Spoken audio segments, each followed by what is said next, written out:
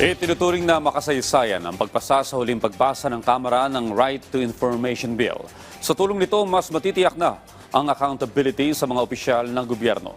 Yan ang ulat ni Vel Custodio.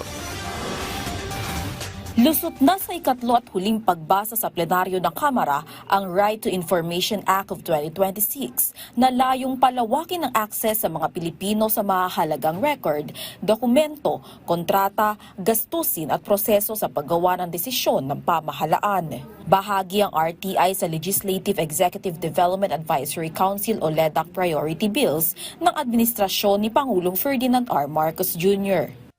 Sa ilalim ng House Bill number 9397, magiging mas madali para sa publiko ang makahingi at makakuha ng impormasyon mula sa iba't ibang sangay at ahensya ng gobyerno. Magtatatag din ito ng online RTI portal at isang Independent Right to Information Commission para tiyakin ang transparency at pananagutan sa pamahalaan. Ayon kay House Majority Leader Sandro Marcos, binibigyan ng Right to Information Act ng kapangyarihan ang mga Pilipino para maningil ng accountability sa mga opisyal ng gobyerno. Layunin ng panukala na gawing mas bukas, responsable at mapanagot ang pamahalaan para sa kapakanan ng mamamayan. Aprobado na rin sa ikatlo at pinal na pagbasa ng Kamara ang Child Online Safety and Protection Act of 2026 matapos makukuha ng 284 na botong pabor sa plenaryo kagabi.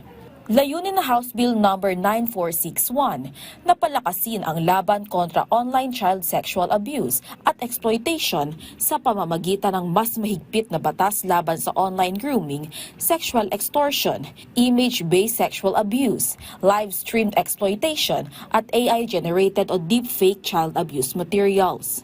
Ayon kay House Speaker Faustino Bogie D. III, dahil sa transisyon ng pang-araw-araw na pamumuhay sa digital spaces, responsibilidad din ng pamahalaan na protektahan ang mga bata sa tahanan, paaralan at maging sa internet at social media. Kasama rin sa panukala ang mas mahigpit na pagpapatupad laban sa mga online platform, website at financial networks na ginagamit sa pang-aabuso sa mga bata. Gayon din ang paglikha ng National Council for Child Online Safety and Protection.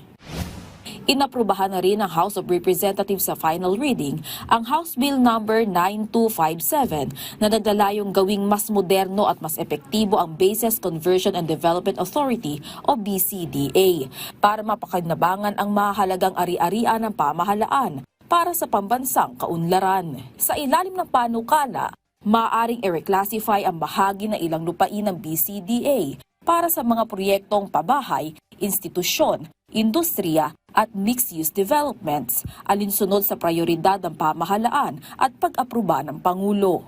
Ngayong huling araw ng sesyon, 3 LEDAC priority measures ang nakabinbin pa para ipasa ng Kamara sa ikatlong pagbasa.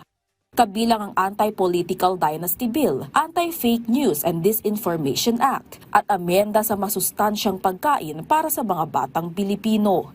Vel Custodio para sa Pambansang TV sa Bagong Pilipinas.